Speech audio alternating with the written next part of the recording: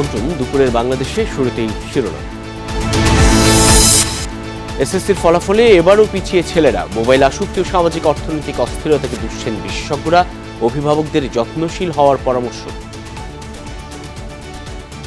10 বছর কি পড়াশোনা করালাম যে সে পাশ করবে না, সে হয়তো একটু খারাপ করতে পারে।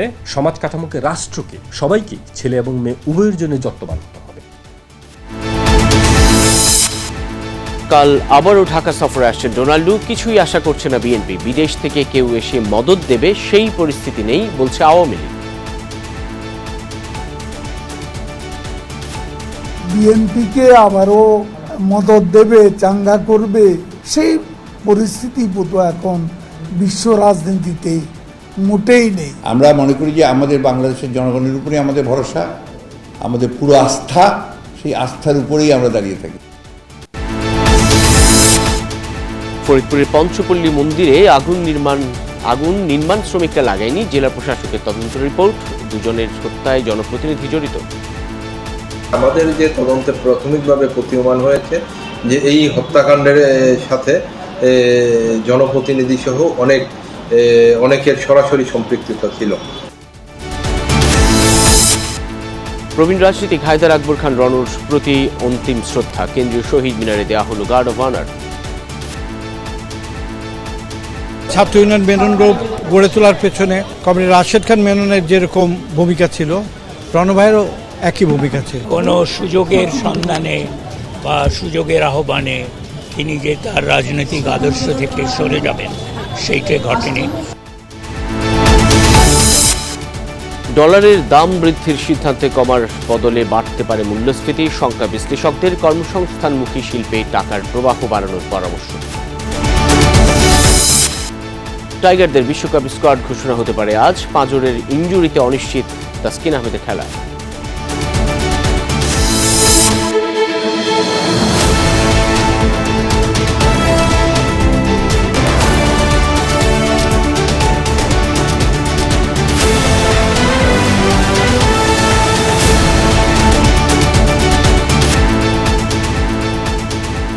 দেখছিলেন শিরোনামগুলো। এছাড়াও দেশ বিদেশের আরও খবর নিয়ে দুপুরে বাংলাদেশে আপনাদের সাথে আছি আমি সাইফুদ্দিন রবিন। মাধ্যমিক পরীক্ষায় অংশগ্রহণ কিংবা ফলাফলে ছেলেরা কেন পিছিয়ে? অভিভাবক আর শিক্ষার্থীরা বলছেন ছেলেরা পড়ালেখায় উদাসীন। মোবাইল আসক্তি, ঘুরে বেড়ানো আর কিশোর গ্যাং সংশ্লিষ্টতাও এর জন্য দায়ী। বিশেষজ্ঞরা বলছেন সামাজিক অর্থনৈতিক অস্থিরতা কিংবা বিদেশমুখী হওয়ার প্রবণতায় পেছাচ্ছে ছেলেরা। সেই সঙ্গে এই সংকটের কারণ অনুসন্ধানে আন্তরিক গবেষণার তাগিদ দিচ্ছেন তারা। বলছেন ছেলেদের ভালো ফলাফলের জন্য অভিভাবকের যেমন যত্নের প্রয়োজন, ঠিক তেমনি শিক্ষায় বাড়াতে হবে রাষ্ট্রীয় বিনিয়োগও। আমার করা রিপোর্ট। রোববার মাধ্যমিক পরীক্ষার ফলাফল ঘোষণায় স্বয়ং প্রধানমন্ত্রী প্রশ্ন রাখেন, ছেলেদের অংশগ্রহণ কেন কম? কি কারণে আমাদের ছাত্ররা কমে যাচ্ছে? 2023 ও 2024 সালের এসএসসি সমমান পরীক্ষার তুলনামূলক চিত্রে দেখা যায় পরীক্ষায় অংশগ্রহণ, পাশের হার কিংবা ভালো ফলাফলে মেয়েরা এগিয়ে। গেল বছরের চেয়ে এবছর সব ক্ষেত্রে আরও অবনমন ঘটেছে ছাত্রদের। গবেষণার মাধ্যমে তথ্য উপাত্ত জোগাড় করে আমাদের দেখতে হবে কেন এটা হচ্ছে। তবে শিক্ষায় মেয়েদের জন্য রাষ্ট্রীয় বিনিয়োগ বেশি। দ্বিতীয় হলো, মেয়েরা যখন সিরিয়াসলি পড়ালেখা করে তখন ছেলেরা বাইরে ঘুরে বেড়ায় বা গ্যাংবাজি করে। কেন ড্রপ আউটটা হচ্ছে, এটা আমরা কোভিডের একটা ইফেক্ট আছে। হ্যাঁ, তো 2 নম্বর হলো যে অর্থনৈতিক অবস্থা মানুষের। তৃতীয়ত আরেকটা জিনিস, একটা কালচার টেন্ডেন্সি দাঁড়িয়েছে যে লেখাপড়া করে কি হবে, আমি দেশের বাইরে চলে যাচ্ছি। আরেকটা হলো খুব অ্যালার্মিং, যারা ছোট তারা কিন্তু দেখছে লেখাপড়া করে তো বেকার, এমএ পাস করে বেকার হয়ে আসে। ওভারঅল আমাদের যে এডুকেশন ফিলসফিটা, এডুকেশন সিস্টেমটার মধ্যে গলত হয়ে গেছে। 2024 সালের এসএসসি পরীক্ষায় 9টি সাধারণ শিক্ষা বোর্ড ও মাদ্রাসা শিক্ষা বোর্ডে ছাত্রের চেয়ে ছাত্রীর অংশগ্রহণ, পাশের হার এবং জিপিএ 5 প্রাপ্তির পরিসংখ্যান বলছে সব ক্ষেত্রেই মেয়েরা এগিয়ে। কেবলমাত্র কারিগরি শিক্ষা বোর্ডের পরীক্ষায় ছাত্রদের অংশগ্রহণ বেশি, যদিও সেই পরীক্ষায় পাশের হারে মেয়েরাই কৃতিত্ব দেখিয়েছে। ছেলেরা আর কি মনে করেন যে কর্মঠ না, পড়াশোনা করতে চায় না আর কি। ছেলেরা সবসময় বাইরে ফিল্ডিং দেয় একটু বেশি সময় পড়াশোনায় কম দেয়। 9-এর পর থেকে বাচ্চাদের বিশেষ করে ছেলেদেরকে আমরা খুব একটা ধরে রাখতে পারি না। ছেলেরা ততটা প্র্যাকটিসটা একটু কম করে আর কি। কিশোরদের এই যে অপরাধ প্রবণতা, এটা কিন্তু দিনের পর দিন কিন্তু বৃদ্ধি পাচ্ছে। বয়ঃসন্ধিকাল, অ্যাডোলেসেন্স পিরিয়ড, এই ছেলেরা একটু মোবাইলের প্রতি একটু আসক্ত থাকে। Cellphone and other phone, this is one of the main reason. শিক্ষা গবেষকরা বলছেন, অভিভাবকের অমনোযোগ, কিশোর বয়সের অস্থিরতা এবং দিশাহীন ভবিষ্যতের দিকে তাকিয়ে ফলাফল খারাপ করছে ছাত্ররা। 50টার উপরে শিক্ষা প্রতিষ্ঠান থেকে কেউ পাশ করতে পারে নাই। আচ্ছা, তারপরে 2.5 লাখের মতো স্টুডেন্ট টোটালি পাশ করতে পারে নাই। আমার প্রথম কথা হলো, কেন পাশ করবে না? 10 বছর কি পড়াশোনা করালাম যে সে পাশ করবে না? সে হয়তো একটু খারাপ করতে পারে। সমাজ কাঠামোকে, রাষ্ট্রকে, সবাইকে, ছেলে এবং মেয়ে উভয়ের জন্য যত্নবান হতে হবে। সর্বজনীনভাবে শিক্ষায় রাষ্ট্রীয় বিনিয়োগ বাড়াতে হবে এবং সেখানে কোথায় কিভাবে বিনিয়োগ হবে, যথাস্থানে যথাসময়ে বিনিয়োগ করা যেরকম প্রয়োজন, ঠিক একইভাবে সেই বিনিয়োগটা যথাযথ কাজে লাগছে কিনা সেটাও মনিটরিং করা অত্যন্ত প্রয়োজন। রোববার সচিবালয়ে শিক্ষামন্ত্রী বলেছেন, গোটা বিষয় আমলে নিয়ে মেয়েদের পাশাপাশি ছেলেদের উপবৃত্তি প্রদান কার্যক্রমে জোর দেবে সরকার। উপবৃত্তি যদি সেটা যথাযথভাবে কাজ না করে, আমরা সেগুলো পরিবর্তন করে ছাত্রদেরকেও। সাইফুদ্দিন রবিন, যমুনা নিউজ, ঢাকা। আর মাত্র 2 বছর পর অবসরে যাবেন বগুড়ার ট্রাফিক পুলিশ আব্দুস সামাদ। পদোন্নতি কিংবা পেনশন, গ্র্যাচুইটির চিন্তা একপাশে রেখে এসএসসির গণ্ডি পেরোলেন তিনি। গতকাল প্রকাশিত এসএসসির ফলাফলে 57 বছর বয়সে আব্দুস সামাদের স্বপ্ন পূরণ হয়েছে। 8ম শ্রেণী পাশ করে যোগ দিয়েছিলেন পুলিশ বাহিনীতে। দীর্ঘ 37 বছর পর চাকরি জীবনের শেষ প্রান্তে এসে এসএসসি পাশ করেছেন সামাদ, জানাচ্ছেন মেহরুল সুজন। পারিবারিক অসচ্ছলতার কারণে 8ম শ্রেণী পাশের পর 1987 সালে পুলিশের কনস্টেবল পদে যোগ দেন রাজশাহীর বাঘা উপজেলার বাসিন্দা আব্দুস সামাদ। এসএসসি পাশ না করায় চাকরি জীবনে ব্যক্তিগত আক্ষেপ থাকলেও কখনো সুযোগ হয়ে ওঠেনি পড়ালেখা করার। কয়েক বছর আগে হোমিওপ্যাথি নিয়ে আগ্রহ তৈরির পর ফের পড়াশোনার ইচ্ছে আর পুরনো স্বপ্ন মাথাচাড়া দেয় সামাদের। বছর 2 আগে কারিগরি শিক্ষা বোর্ডের অধীনে 9ম শ্রেণীতে ভর্তি হন তিনি। এরপর অংশ নেন এবারের এসএসসি পরীক্ষায়। আমি অনেক হোমিও বই পড়াশোনা করি, প্রায় 32 বছর ধরে আমি হোমিও বই পড়াশোনা করি। আমার এসএসসি পাস না হলে ডিপ্লোমা করা যাবে না, ডিএমএস করা যাবে না, বিধায় আমি এসএসসি পরীক্ষা নেওয়ার সিদ্ধান্ত নিই এবং 9ম শ্রেণীতে আমি ভর্তি হই। সন্তানদের যখন উচ্চশিক্ষা প্রায় শেষ, সেই সময়ে এসে এসএসসি পরীক্ষা দেওয়ার সিদ্ধান্ত নেওয়ার পর স্ত্রী, সন্তান ও সহকর্মীরা সহযোগিতা করেছেন বলছেন আব্দুস সামাদ। তবে কাজটিকে বুড়ো বয়সের ভীমরতি বলে কটাক্ষও করেন কেউ কেউ। অবশ্য এতে দমে যাননি তিনি। শেষমেশ 4.25 জিপিএ পেয়ে পাশ করেছেন আব্দুস সামাদ। পরিবার অনেক সাপোর্ট করছে। রাত্রে যখন লেখাপড়া করছি অনেক ওরা কথাবার্তা বলে নেয়, আমি পড়াশোনা করছি, রাত্রে অনেক তারা হেল্প করছে। স্যারেরাও বলছে, এসপি স্যারও বলছে যে পরীক্ষা দেবে, ঠিক আছে, তোমার যতদূর লেখাপড়া দরকার ততদূর করতে পারে। মা খুব খুশি, মাও জানে পরীক্ষা দিয়ে পাশ করার পরে, কারণ আমার ফ্যামিলিতে সবাই এসএসসি পাশের নিচে নাই, খালি একমাত্র আমি ছিলাম। আব্দুস সামাদের এসএসসি পাশের স্বপ্ন পূরণের খবরে খুশি তার সহকর্মীরাও। তারা বলছেন, লক্ষ্যমাফিক চেষ্টা আর অধ্যাবসায়ের কাছে বয়স কোনো বিষয় নয়। আব্দুস সামাদ তার একটি উদাহরণ হয়ে থাকবেন। এত বছর বয়সেও চেষ্টা থাকলে, মানুষের মধ্যে আকাঙ্ক্ষা থাকলে একটা ভালোভাবে একটা পাস করা যায় কিংবা একটা সার্টিফিকেট অর্জন করা যায়, সেটার উনি একটা দৃষ্টান্ত। উনি এই কাজটা করেছেন, সেজন্য ওনাকে ধন্যবাদ জানাই, কংগ্রাচুলেট জানাই। সহকর্মী হিসেবে ওনার এই কৃতিত্বটাকে আমরা গর্ব অনুভব করি। পড়াশোনা চালিয়ে যাবার পাশাপাশি পুলিশ বাহিনী থেকে অবসরের পর হোমিওপ্যাথি চিকিৎসক হয়ে মানুষের সেবা করতে চান আব্দুস সামাদ। মেহেরুল সুজন, যমুনা নিউজ, বগুড়া। জাতীয় নির্বাচনের আগে বাংলাদেশের রাজনীতিতে বেশ আলোচিত নাম ছিল ডোনাল্ড লু। দেশের নির্বাচন ও টালমাটাল রাজনৈতিক পরিস্থিতিতে সরব ছিলেন মার্কিন যুক্তরাষ্ট্রের দক্ষিণ এশিয়া বিষয়ক সহকারী পররাষ্ট্রমন্ত্রী। আগামীকাল আবারও ঢাকা সফরে আসছেন তিনি।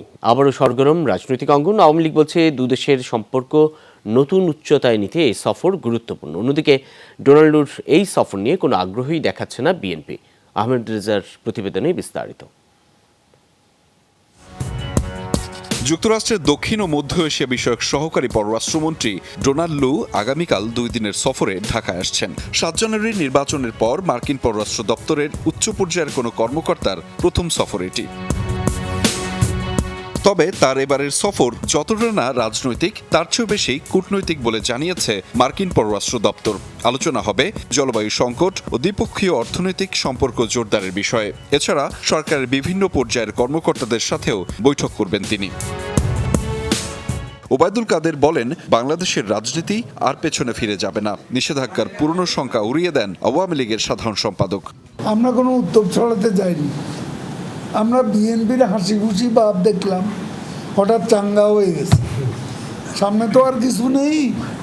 ডোনাল্ড লু এসে আবার নিষেধাজ্ঞা নিয়ে এসে সরকারকে হঠাবার কোনো অভিসন্ধি আছে কিনা সেটা বিএনপি ভালো জানে। প্রেসিডেন্ট বাইডেনের যে চিঠি প্রধানমন্ত্রী শেখ হাসিনার কাছে, সেটার ফলো আপটা করার জন্য আসছেন।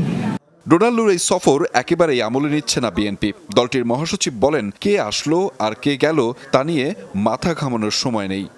আমাদের বিএনপির ব্যাপারটা আমরা বুঝি, আমরা কে কাউকে আসো না আসলে নিয়ে আমরা কেউ ইন্টারেস্টেড না। আমরা মনে করি যে আমাদের বাংলাদেশের জনগণের উপরেই আমাদের ভরসা, আমাদের পুরো আস্থা, সেই আস্থার উপরেই আমরা দাঁড়িয়ে থাকি। রাজনীতিটা আমরা করি বাংলাদেশের জনগণকে নিয়ে। এদিকে সরকারের পররাষ্ট্রমন্ত্রী বলেন, ডোনাল্ড লুর এই সফরের মধ্য দিয়ে দুই দেশের সম্পর্ক নতুন উচ্চতায় যাবে। মার্কিন যুক্তরাষ্ট্রের সাথে আমাদের সম্পর্ক অত্যন্ত চমৎকার এবং মার্কিন যুক্তরাষ্ট্রের প্রেসিডেন্ট জননেত্রী শেখ হাসিনা পরপর চতুর্থবার দেশের প্রধানমন্ত্রী নির্বাচিত হওয়ার পর তাকে চিঠি লিখেছেন এবং সম্পর্ককে নতুন উচ্চতায় নিয়ে যাওয়ার অভিপ্রায় ব্যক্ত করেছেন। ডোনাল্ড লু সম্পর্ককে ভিন্ন উচ্চতায় অর্থাৎ নতুন উচ্চতায় নিয়ে যাওয়ার লক্ষ্যেই আসছেন। সফরে মার্কিন সহকারী পররাষ্ট্রমন্ত্রী সুশীল সমাজের প্রতিনিধিদের সাথেও কথা বলবেন। বিশ্লেষকদের ধারণা, সেখানে বাংলাদেশের নির্বাচন পরবর্তী পরিস্থিতি সম্পর্কে আলোচনা হতে পারে। আহমেদ রেজা, যমুনা নিউজ, ঢাকা। বাংলাদেশে এসে কেউ আবারও বিএনপিকে মদদ দেবে বিশ্বে তেমন পরিস্থিতি নেই এখন। যারা এদেশে এসে দাপট দেখাতো তাদের ক্ষমতা মধ্যপ্রাচ্যেই সংকুচিত হয়ে গেছে, এমন মন্তব্য করেছেন আওয়ামী লীগের সাধারণ সম্পাদক ওবায়দুল কাদের। সকালে ধানমন্ডির আওয়ামী লীগ সভাপতির রাজনৈতিক কার্যালয়ে এসব কথা বলেন তিনি। বলেন, কেউ দেশে এসে বিএনপি এবং তাদের শরিকদের নিয়ে নেওয়া রাজনৈতিক সিদ্ধান্তের বিষয়ে আলোচনা করলে সরকার তা রাজনৈতিকভাবেই মোকাবেলা করবে। আবারও আন্দোলনের নামে সন্ত্রাস শুরু করলে বিএনপিকেই পালিয়ে যেতে হবে বলেও মন্তব্য করেন ওবায়দুল কাদের। বলেন, আন্দোলনের নামে সহিংসতা হলে তা প্রতিহত করা হবে।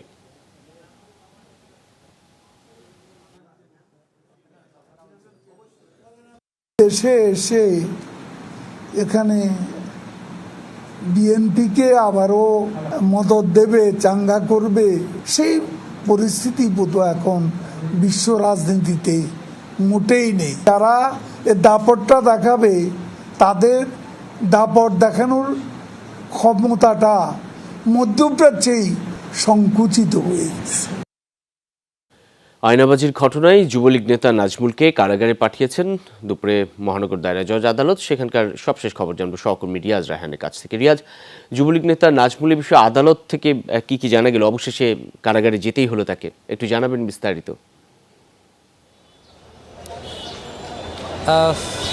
রবিন, যেহেতু এটি আলোচিত এবং যুব টেলিভিশন অনুসন্ধান দল এটি সংবাদ প্রচার করেছিল এবং এটি আদালতের নজরে আনা হওয়ার পরে মূলত হাইকোর্ট বা উচ্চ আদালত যে সিদ্ধান্ত দিয়েছিল গতকালকে, বা তাকে নির্দেশ দিয়েছিল 24 ঘন্টার মধ্যে তাকে আত্মসমর্পণের, এবং আজকে সেই কারণে সকালে আত্মসমর্পণ করেছে অতিরিক্ত অষ্টম মহানগর দায়রা জজ আদালতে। এবং সেখানে আপনি যেটি বলছেন যে তাকে ইতিমধ্যে যেহেতু তার বিরুদ্ধে সাজার নির্দেশনা রয়েছে বা তিনি যদি সাজাপ্রাপ্ত 7 বছরের, সেই কারণে এইখানে কোনো ধরনের শুনানির কোনো সুযোগ নেই বা কোনো ধরনের বিস্তারিত আদালতে আলোচনার সুযোগ নেই। সে শুধুমাত্র এসেছেন আত্মসমর্পণ করার পরপরই তাকে কারাগারে পাঠানো দেওয়া হচ্ছে। এখন পর্যন্ত আদালতে কারাগারদে রয়েছেন। আমরা যতটুকু জানি কিছুক্ষণ পরে তাকে এখান থেকে কারাগারে নিয়ে যাওয়া হবে এবং তারপরেই আসামিপক্ষ যদিও বলছে তারা এই যে নিম্ন আদালতের যে নির্দেশনা, নিম্ন আদালতের যে রায়, সেটির বিরুদ্ধে আপিল করবেন, কিন্তু রাষ্ট্রপক্ষ বলছেন যেহেতু এটি অত্যন্ত গঠিত কাজ হয়েছে, একজনের পরিবর্তে আরেকজনকে দিয়ে এবং অর্থের লেনদেনের মাধ্যমে তাকে সাজা খাটানো হয়েছে, সেটির কারণে যদি আসামিপক্ষ আপিল করে সেই কারণে তাহলে রাষ্ট্রপক্ষ তাদের বিরুদ্ধে উচ্চ আদালতে যাবে। অনেক অনেক ধন্যবাদ সহকর্মী রিয়াজ রায়হান। এত বড় দুর্যোগেও ওই বাড়িগুলি দাঁড়িয়ে আছে কোন শক্তিতে? সেজন্য প্রয়োজন উচ্চ শক্তির নির্মাণ সামগ্রীর ব্যবহার, যেমন জিপিএইচ কোয়ান্টাম B600DR, বাংলাদেশের উচ্চ শক্তি সম্পন্ন একমাত্র রড। বীর মুক্তিযোদ্ধা এবং প্রবীণ বাম রাজনীতিবিদ হায়দার আকবর খান রণকে বিদায় জানানো হয়েছে শ্রদ্ধায় ভালোবাসায়। কেন্দ্রীয় শহীদ মিনারে সকালে মরদেহ আনা হলে রাজনীতিবিদ, সাংস্কৃতিক ও গণমাধ্যম ব্যক্তিত্ব, বুদ্ধিজীবীরা ফুল দিয়ে শ্রদ্ধা জানান এই বীর মুক্তিযোদ্ধার প্রতি। বলেন, হায়দার আকবর খান রণ ৭১-এর মুক্তিযুদ্ধে সক্রিয় অংশ নিয়েছেন। স্বাধীন বাংলাদেশে শোষণহীন সমাজ গড়ার লক্ষ্যে বাম রাজনীতিকে এগিয়ে নিতে সংগঠকের ভূমিকা পালন করেন তিনি। লেখক, শিক্ষকরা বলেন, রাজনীতিবিদ হিসেবে অসাম্প্রদায়িক বাংলাদেশ গড়তেও সক্রিয় ভূমিকা রাখেন হায়দার আকবর খান রণ। তাঁর সক্রিয় পদচারণা ছিল দেশের সাংস্কৃতিক ও সমাজ গঠনের নানা আন্দোলনেও। দুপুরে ঢাকা বিশ্ববিদ্যালয় কেন্দ্রীয় মসজিদে জানাজা শেষে দাফন হবে হায়দার আকবর খান রণর বনানী কবরস্থানে।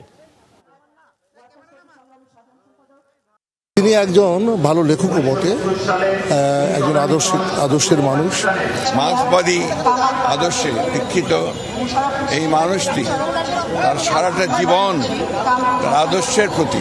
ছাত্র ইউনিয়ন মেনন গ্রুপ গড়ে তোলার পেছনে কমরেড রাশেদ খান মেননের যেরকম ভূমিকা ছিল, রণভাইয়েরও একই ভূমিকা ছিল। কোনো সুযোগের সন্ধানে বা সুযোগের আহ্বানে তিনি যে তার রাজনৈতিক আদর্শ থেকে সরে যাবেন।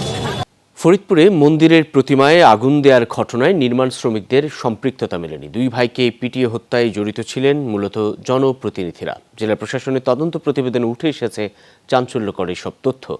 গুজব ছড়িয়ে হত্যাকাণ্ডে স্থানীয় ইউপি চেয়ারম্যান সহ শতাধিক ব্যক্তি জড়িত থাকার প্রমাণও পাওয়া গেছে।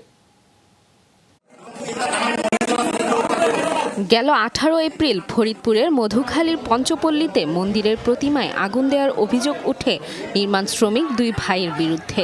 বিক্ষুব্ধ হয়ে ওঠে এলাকাবাসী। সে রাতেই পঞ্চপল্লী সরকারি প্রাথমিক বিদ্যালয়ের একটি কক্ষে পিটিয়ে হত্যা করা হয় দুই ভাই আরশাদুল ও আশরাফুলকে। সহিংসতায় আহত হয় কয়েকজন শ্রমিক ও পুলিশ। এই ঘটনায় 7 সদস্যের একটি তদন্ত কমিটি গঠন করা হয়। তদন্ত কমিটির প্রতিবেদনে উঠে আসে চাঞ্চল্যকর তথ্য। জেলা প্রশাসক জানান, মন্দিরের প্রতিমায় অগ্নিসংযোগে নির্মাণ শ্রমিকদের সম্পৃক্ততা মেলেনি। কে বা কারা আগুনের ঘটনায় জড়িত তা খুঁজে বের করা সম্ভব হয়নি। মন্দিরে আগুন লাগানোর সাথে দুই সহোদর জড়িত কিনা সে বিষয়ে কোনো প্রত্যক্ষদর্শী পাওয়া যায় না। যে কে আগুন দিয়েছে এটা কারো বক্তব্য উঠে আসেনি এবং কোনো প্রত্যক্ষদর্শী যেহেতু নাই, সেহেতু এই আগুনটি কিভাবে লেগেছে সেটা খুঁজে বের করা সম্ভব হয়নি। এদিকে হত্যাকাণ্ডের ঘটনায় স্থানীয় জনপ্রতিনিধি সহ শতাধিক ব্যক্তি জড়িত থাকার প্রমাণ পাওয়া গেছে। এছাড়া বিদ্যালয়ের উন্নয়ন কর্মকাণ্ডে চাঁদাবাজির অভিযোগের বিষয়ে প্রমাণস্বরূপ কোনো বক্তব্য পাওয়া যায়নি বলে জানান জেলা প্রশাসক। আমাদের যে তদন্তে প্রাথমিকভাবে প্রতীয়মান হয়েছে যে এই হত্যাকাণ্ডের সাথে জনপ্রতিনিধি সহ অনেকের সরাসরি সম্পৃক্ততা ছিল। এটা বিভিন্ন ভিকটিমের বক্তব্যে চলে এসেছে। এ ঘটনায় 3টি মামলা করা হয়। এ পর্যন্ত গ্রেফতার করা হয়েছে 31 জনকে। প্রধান অভিযুক্ত ডুমাইন ইউপি চেয়ারম্যান শাহ আসাদুজ্জামান ও সদস্য অজিত বিশ্বাসকে ধরতে পুরস্কার ঘোষণা করেছে জেলা প্রশাসন। রাফিকাতুন্নিসা, যমুনা নিউজ। প্রচারণায় ব্যস্ত সময় পার করছেন দ্বিতীয় ধাপের উপজেলা পরিষদ নির্বাচনের প্রার্থীরা। সকাল থেকে গণসংযোগে ব্যস্ত সময় কাটাচ্ছেন তারা।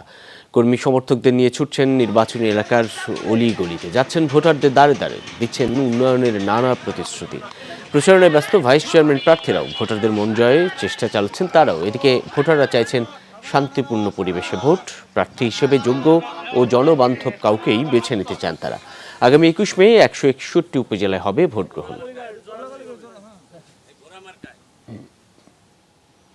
অভিযোগ আর পাল্টা অভিযোগে সরগরম মানিকগঞ্জের শিবালয় উপজেলা পরিষদ নির্বাচনের মাঠ। পাল্টাপাল্টি মামলা, ককটেল বিস্ফোরণ, মানববন্ধন, সড়ক অবরোধ ও গুলির ঘটনাও ঘটেছে। এ কারণে উত্তপ্ত হয়ে উঠেছে পরিবেশ। ক্ষমতাসীন দলের দুই চেয়ারম্যান প্রার্থীর মধ্যে প্রকাশ্য বিরোধে সাধারণ ভোটারদের মাঝে দেখা দিয়েছে আতঙ্ক। ভোটের দিন যতই ঘনিয়ে আসছে ততই উত্তপ্ত হয়ে উঠছে মানিকগঞ্জের শিবালয় উপজেলা পরিষদ নির্বাচনের মাঠ। আরিচা ও পাটুরিয়া ফেরিঘাটের জন্য গুরুত্বপূর্ণ এই উপজেলায় চেয়ারম্যান পদে লড়ছেন 3 জন প্রার্থী। এর মধ্যে জেলা আওয়ামী লীগ সহসভাপতি আব্দুর রহিম খান ও উপজেলা আওয়ামী লীগ সভাপতি রেজাউর রহমান খান জানুর দ্বন্দ্ব এখন প্রকাশ্যে। পাল্টাপাল্টি মামলা, ককটেল বিস্ফোরণ, মহাসড়ক অবরোধ, মানববন্ধন আর গুলির ঘটনায় তৈরি হয়েছে আতঙ্ক। তবে পরিস্থিতির জন্য একে অপরকে দায়ী করছেন দুই প্রার্থী। আব্দুর রহিম খানের কিন্তু 2বার ককটেল হামলা হয়েছে, তারা গুলি করেছে, তারা এই সমস্ত কুকীর্তি ঢাকার জন্য আমার বিরুদ্ধে একটা সাধারণ নাটক করেছে। এবং যারা আহত হয়েছে ব্যান্ডেজ দেখতে পাচ্ছেন, তাদেরকে যাই ব্যান্ডেজটা খুলে দেখেন, কিছুই না তাদের সাথে। আমার দাবি তফসিল ঘোষণার পরে একমাত্র আইন শৃঙ্খলা বাহিনীর কাছে থাকবে আগ্নেয়াস্ত্র। তাহলে জানুর ছেলে ফাহিম খান রনির কাছে কিভাবে সেই অস্ত্র থাকে, এটার বিচার চাই। আমার জানমালের উপরে আক্রমণ করে, যে আক্রমণ করলে হয়তো আমি মৃত্যুবরণ করব, এরকম পরিস্থিতি যদি ঘটে, তখন আত্মরক্ষার জন্য আমি যে ব্যবস্থা, বৈধ ব্যবস্থা, সেটা আমি নিতে পারি। একের পর এক সহিংস ঘটনায় পরিবেশ উত্তপ্ত হয় উদ্বেগ জানিয়েছেন স্থানীয় সংসদ সদস্য। আমি আশা করি আইনশৃঙ্খলা রক্ষাকারী প্রতিষ্ঠান এবং নির্বাচন পরিচালনার সাথে যে সকল সংস্থা জড়িত, তাদের প্রচেষ্টায় সুষ্ঠু একটা পরিবেশ আসবে। নির্বাচন পূর্ব এসব ঘটনায় উদ্বেগ উৎকণ্ঠা সাধারণ ভোটারদের মাঝেও। যদি শান্তিমতো ভোট না দিতে পারি, ভোটের আগে যদি এই অবস্থা হয়, একটু ভয় কাজ করাটাই স্বাভাবিক না? ভোট কেন্দ্রে যায় যদি একটা ককটেল মারে, যদি একটা বোম মারে, তাহলে আমরা না বলালাম আমাদের মা বোন কি করবে? সুস্থ নির্বাচন হোক, যে কোনো একজন তো যাবেই, যার যেটা ভালো লাগবে সে সেটাই ভোট দিবে। মাঠে উত্তাপ উত্তেজনা থাকলেও ভোট সুষ্ঠুভাবে সম্পন্ন করতে সব ধরনের প্রস্তুতি নেওয়ার কথা জানালেন এই কর্মকর্তা। সুনির্দিষ্ট অভিযোগ যেগুলো পাওয়া গেছে সেগুলোর বিরুদ্ধে তারা ব্যবস্থাও কিন্তু নিচ্ছে। ইতিমধ্যে আমাদের মনে হয় 4টা মামলা হয়েছে, মোট মামলাগুলো হয়েছে, সেগুলো তদন্ত সাপেক্ষে ব্যবস্থা গ্রহণ কার্যক্রম প্রক্রিয়াধীন আছে। শিবালয় উপজেলা পরিষদ নির্বাচনে ভোট হবে 21 মে। তার আগে শান্তিপূর্ণ পরিবেশ নিশ্চিত করার দাবি ভোটারদের। BM Khorshed, Jamuna news, Manikganj. বিভিন্ন ওয়ার্ডের হিট ওয়েভ দেখে আরও বৃক্ষরোপণ করা হবে বলে জানিয়েছেন ঢাকা উত্তর সিটি কর্পোরেশনের মেয়র আতিকুল ইসলাম। সকালে মেয়র হিসেবে দায়িত্ব গ্রহণের 4 বছর পূর্তি উপলক্ষে নগর ভবনে এক সংবাদ সম্মেলনে এই কথা বলেন তিনি। মেয়র আতিকুল ইসলাম বলেন, গত 4 বছরে সিটি কর্পোরেশনের আওতায় পার্ক ও খেলার মাঠগুলো উদ্ধার করে উন্মুক্ত করে দেওয়া হয়েছে। প্রধানমন্ত্রীর নির্দেশে এলিভেটেড এক্সপ্রেসওয়ের নিচে খেলার মাঠ করার পরিকল্পনার কথাও জানান তিনি। মেয়র বলেন, স্ট্রিট আর্ট করার পাশাপাশি বর্জ্য থেকে বিদ্যুৎ উৎপাদনের প্রকল্প শুরু হয়েছে। এ সময় কারণ বাজার স্থানান্তরের বিষয়ে তিনি জানান, ব্যবসায়ীদের কোনো টাকা দিতে হবে না। কোন ওয়ার্ডে কি ধরনের হিট আছে এটি দেখেই কিন্তু আমরা এবারটা গাছ রোপণ করব। একজন আইভরি কালচারিস্ট অলরেডি নিয়ে নিয়েছি, 2 জন বাগান তত্ত্বাবধায়ক আমরা নিয়ে নিয়েছি এবং 47 জন মালিক প্রক্রিয়াধীন আছে। আমি মনে করি নগরবাসীকে এগিয়ে আসতে হবে। বাংলাদেশ ব্যাংকের নতুন 3 সিদ্ধান্তে মূল্যস্ফীতি বাড়বে, তবে অল্প সময়েই এই অবস্থান থেকে ঘুরে দাঁড়াবে অর্থনীতি। ব্যাংকে টাকার প্রবাহ নিশ্চিত করা গেলে বাড়বে কর্মসংস্থানও, এমন মতামত বিশ্লেষকদের। তবে ব্যবসায়ীদের চিন্তা ভিন্ন। বলছেন, নতুন সুদ হারে টিকে থাকাই কঠিন, যদিও ভালো গ্রাহকদের জন্য ঋণের অভাব হবে না, দাবি ব্যাংকারদের। মানের যুদ্ধে এবার ডলারের তুলনায় বেশ পিছিয়ে টাকা। কেন্দ্রীয় ব্যাংক ক্রলিং পেগ চালুর পর বাংলাদেশি মুদ্রার সর্বোচ্চ দরপতন হয় 5 দিন আগে। বছরে দ্বিতীয়বার বাড়ানো হয় নীতি সুদহার। স্মার্ট থেকে বাজার ভিত্তিক সুদে আসে ব্যাংকিং খাত। আর এই সব ঘটনা ঘটে IMF এর ঋণের 3য় কিস্তি ছাড়ের আগে। সংস্থাটির মতে এই সব সিদ্ধান্ত সাহসী। বাংলাদেশে বিনিয়োগ কাঠামো গড়ে উঠেছে ব্যাংককে ঘিরেই। পুঁজিবাজার বা বন্ডের মতো অন্য উৎসের এখানে খুব একটা প্রচলন নেই। সেক্ষেত্রে ব্যাংকের ইন্টারেস্ট রেট বাড়লে কি অর্থনীতি সামাল দেওয়া যাবে? এত হাই ইন্টারেস্ট রেট দিয়ে কোনো ব্যবসা টিকে থাকতে পারবে না। তখন তাকে বাধ্য হয়ে তাকে হয়তো ব্যবসায় লস করে তাকে চলে যেতে হবে, অন্যথায় ব্যবসা বন্ধ করে দিতে হবে। সেন্ট্রাল ব্যাংক যেটা বলেছে, আপনি যেমন ধরেন এখন বলেছে ট্রলিং পেগে বলেছে 117 টাকা। এখন তারা দেখবে কেউ এটাকে উল্টাপাল্টা রেট কোট করছে কিনা। ইন্টারেস্টের ব্যাপারে তারা দেখবে কেউ উল্টাপাল্টা রেট আবার আমরা কেউ আবার এখানে ছেড়ে দিলাম বলে 15-16 করলো কেন। But at the same time যদি 15-16 কবা যেখানে XYZ যেতে করো না কেন, আপনার কাজটা কিন্তু আলটিমেটলি কিন্তু যারা ভালো কাস্টমার তারা কিন্তু ওই লোয়ার রেটই নেবে এবং তারা ওইটাতেই পাবে। বহু দশক ধরে বাংলাদেশে কর জিডিপি অনুপাত প্রায় 10%, যা বিশ্বের সর্বনিম্ন। ইদানিং 9%-এর নিচে নামছে না মূল্যস্ফীতি। গত 2 বছরে ডলারের বিপরীতে টাকার দাম কমেছে প্রায় 35%। তাহলে নতুন সিদ্ধান্তে কি মূল্যস্ফীতি কমবে? ক্যাপিটাল মার্কেটকে এক ধরনের সাপোর্টিভ হতে হবে, এনবিআর অথবা গভর্নমেন্টকে এক ধরনের সাপোর্টিভ হতে হবে, আরও ফিসক্যাল মেজার আর মনিটারি মেজার একটা সামঞ্জস্য রেখে এই কাজটা করতে হবে। এটা অবশ্যই চাপ বাড়বে, ব্যবসায়ীদের উপর বাড়বে, কনজিউমারদের উপর বাড়বে, বাট টাকার সাপ্লাই কমায় যদি ইনফ্লেশনের জন্য একটু হেল্পফুল হয়, কমানো যায়, এখানে ওই চিন্তা থেকেই এই কাজটা করা হচ্ছে বলে আমার মনে হচ্ছে। এখন ডলারের দাম বেড়ে গেল, এখন ইম্পোর্ট কস্ট বেড়ে যাবে। ইম্পোর্ট কস্ট বাড়লে খাদ্যদ্রব্য ইম্পোর্ট বা অন্যান্য জিনিস আবার এটার আবার মূল্যস্ফীতি বেড়ে যাওয়ার আশঙ্কা আছে। কেন্দ্রীয় ব্যাংকের পূর্বাভাস, আগামী বছরের জুনে বাংলাদেশে বৈদেশিক মুদ্রার রিজার্ভ হবে $20 বিলিয়ন কাছাকাছি। তৌহিদ হোসেন, যমুনা নিউজ, ঢাকা। নওগাঁয় আম সংগ্রহ ও বাজারজাত করতে দিনক্ষণ নির্ধারণ করে দিয়েছে স্থানীয় প্রশাসন। 22 মে গুটি আম সংগ্রহের মধ্য দিয়ে শুরু হবে চলতি মৌসুমের আমের বাজারজাত। 30 মে থেকে খিরসা, গোপালভোগ, নাগফজলি সহ অন্যান্য জাতের আম সংগ্রহ ও বাজারজাত করা হবে। তবে আমরুপালির স্বাদ নিতে আরও 1 মাসেরও বেশি সময় অপেক্ষা করতে হবে। 22 জুন শুরু হবে সবচেয়ে বেশি উৎপাদন চাহিদার এই আমরুপালি। এরপর বাজারে আসবে বাড়িফোর ও গৌরমতি। চলতি মৌসুমে নওগাঁ জেলায় প্রায় 5 লাখ মেট্রিক টন আম উৎপাদনের লক্ষ্যমাত্রা নির্ধারণ করা হয়েছে। আম বাজারজাত করতে প্রস্তুতি নিতে শুরু করেছেন আড়তদার ও ব্যবসায়ী।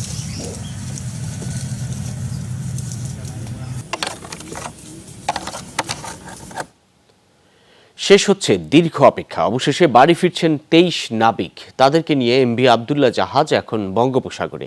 আজ কুতুবদিয়া বহির্নোঙরে ফেরার কথা, এরপর ফিরবে চট্টগ্রামে। সোমালীয় জলদস্যুদের জিম্মি দশা থেকে মুক্ত নাবিকদের অপেক্ষায় স্বজনরা।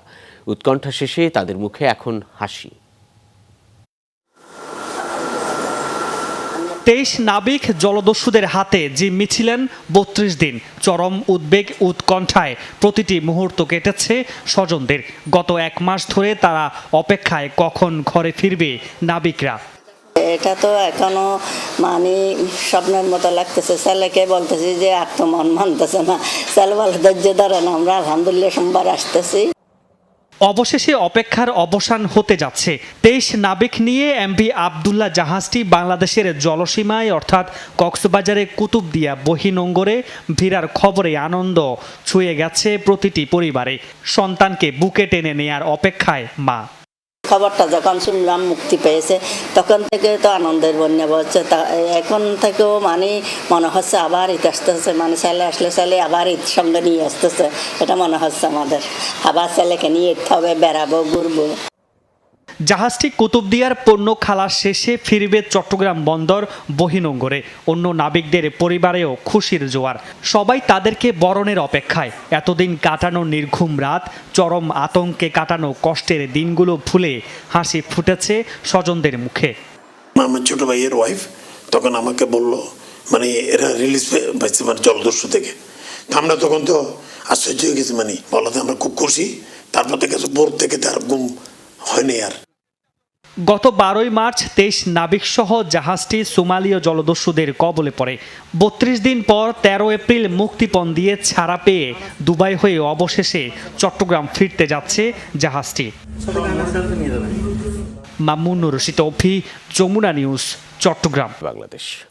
আবারও ইনজুরিতে পড়লেন তাসকিন আহমেদ। সেটা কতটা গুরুতর তা জানতে করানো হয়েছে সিটি স্ক্যান ও এমআরআই।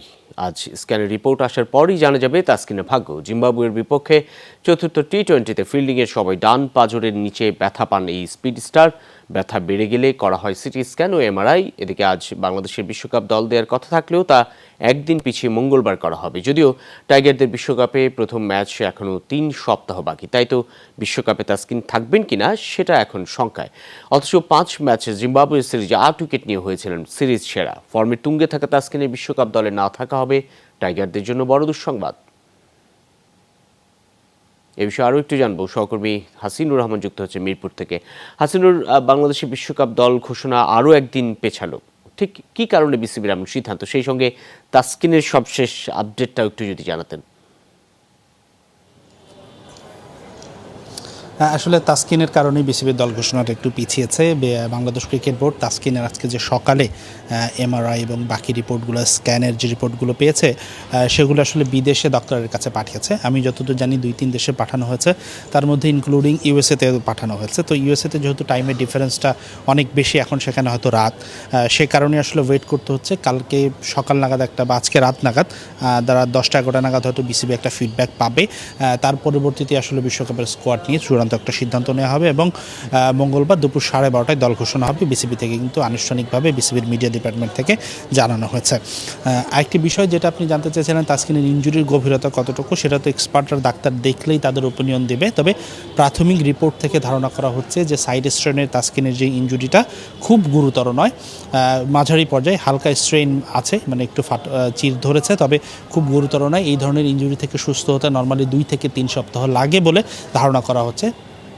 এবং সেটা যদি হয়ে থাকে, এখন পর্যন্ত যা রিপোর্ট আছে সংশ্লিষ্টরা অবশ্যই নাম প্রকাশ না করে জানিয়েছেন যে তাদের কাছে ধারণা করা হচ্ছে যে যুক্তরাষ্ট্রের সাথে বিশ্বকাপের আগ মুহূর্তে যে সিরিজটা আছে সেটা তাসকিন মিস করবেন, তবে বিশ্বকাপের শুরু থেকে তাকে পাওয়া যাবে বলে আশাবাদী, অন্তত সেটাই মনে হচ্ছে। এখন বিসিবি সেই বিষয়টাই শিওর হওয়ার জন্য আসলে বিদেশি ডাক্তারের কাছে পাঠানো হয়েছে এবং ইউএসএতে পাঠানো হচ্ছে। এই কারণেই সেখানে গিয়ে যদি বেটার ট্রিটমেন্ট পাওয়া যায় তিনি হয়তো দলের সঙ্গে শুরুতেই যাবেন, যদি না হয় সেক্ষেত্রে হয়তো তিনি দেশেই রিহ্যাব করবেন এবং বিশ্বকাপ রাগ মুহূর্তে, যেহেতু বাংলাদেশ তার আগে একটা প্রস্তুতি ম্যাচ আছে, তখন যাবে। তবে এখন পর্যন্ত যেই খবরটা আছে, এক্সপার্ট রিপোর্টদের মতামত আসার আগ পর্যন্ত তিনি বিশ্বকাপ দলের বিবেচনায় আছেন। তবে যুক্তরাষ্ট্রের সাথে সিরিজে তিনি রুলড আউট, সেটা মোটামুটি কনফার্ম।